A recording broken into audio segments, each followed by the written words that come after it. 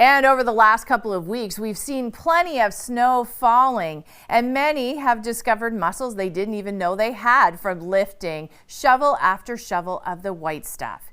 Here's some tips on how to avoid injury while digging out. One of the big issues I see with people shoveling snow, and this is where I see a lot of people getting injured and even having heart attacks, is just not being in good shape through the year. Shoveling snow is a very highly demanding task, so you need a good weight training cardiovascular exercise routine that you can sustain all through the year, and that's where kinesiology and, if you're dealing with previous injuries or diseases, physiotherapy can help. Different ways that we can shovel snow and prepare ourselves for it to actually decrease the risk of injury overall. So the first thing is your overall lifting technique as well as your overall equipment. So you have different shovels for different jobs. For snow shoveling in particular, we do want something with a relatively light handle and a relatively light blade for picking up the snow or for pushing the snow, but has a decently good edge to cut in with. The reason for that is because we want to decrease overall loads on the body, and less weight is better for you because obviously it's less load.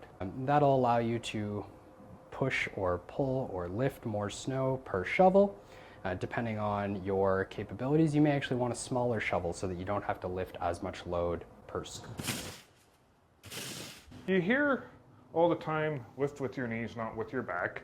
I actually recommend what's called a hip hinge, which is where you're keeping the chest tall, bending the hips and knees like you're taking a bow. You can try this with your feet shoulder width. Some people do better even with the feet wider apart, or called like a sumo hinge. And then when you're coming up, big mistake I see people make is twisting through their back, twisting through their arms to get rid of the snow.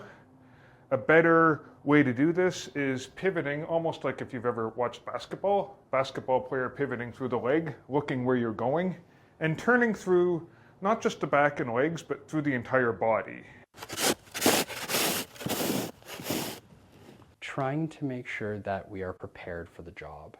So this can include training beforehand, making sure you're doing some level of strength training in your yearly program, as well as some kind of mobility work to make sure you're not entering these ranges that you're not used to. Additionally, I would say doing a warm-up is a really good idea, especially if you just wake up in the morning and you're super cold out of bed. Going and lifting snow and rotating when you're not used to it is not going to be optimal. This warm-up can actually include starting off your shoveling job in small segments and a little bit slower. Then you can actually ramp up and increase the intensity later on, but you definitely want to take your time at the beginning until you get the blood flowing and the temperatures increased.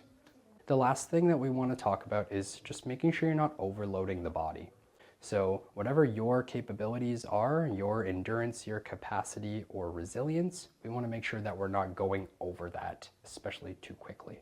So if there's a heavy snow, make sure that you can either break up your snow shoveling, so 10 minutes here, 10 minutes there, and taking maybe 15 or 20-minute breaks if you absolutely need to, or just making sure that you're working within your capacity and your means.